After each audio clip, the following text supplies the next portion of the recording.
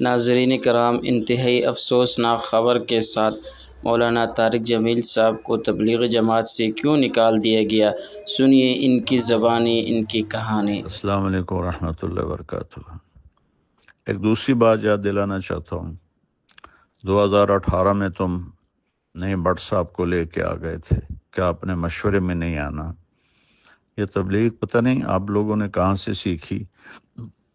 میں نے تو نہ قرآن میں دیکھی، نہ حدیث میں، نہ سیرت میں، نہ مولانا انعام صاحب، نہ عبدالوہاب صاحب، نہ مولانا یوسف صاحب، نہ مولانا الیاس صاحب۔ یہ تم لوگوں کی اپنی تبلیغ تھی۔ میں نے کہا جی ٹھیک ہے، نہیں آتا ہوں، تمہیں یاد ہے اچھی طرح۔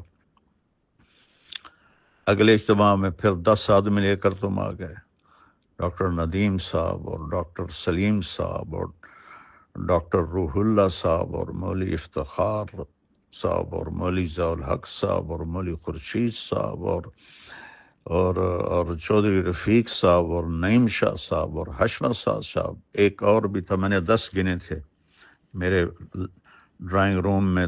تم سب نے کہا کہ آپ نے مشورے میں نہیں آنا۔ عقل کے اندھو، اس کو تبلیغ کہتے ہیں کہ آپ نے مشورے میں نہیں آنا؟ میں نے کہا میں نے آج تک کبھی کہا ہے کہ میرا بیان کراؤ؟ نہ کرانا، میں آؤں گا۔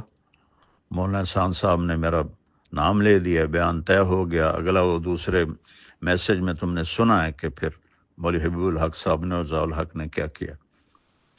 تو یہ میرے پیارے کون سی تبلیغ کر رہے ہو؟ اور پھر تم نے مولوی عتیق نے مجھے خود کہا کہ جی ندیم اشرم کہتا ہے کہ طارق جمیل کا نام مشورے میں نہیں لینا۔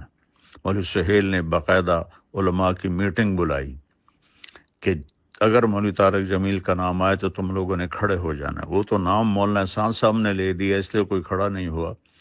کوئی اور نام لیتا تو شاید وہ کھڑے ہو جاتے۔ اور اس میں میرے اپنے شاگرد بھی تھے جنہوں نے آ کر مجھے بتایا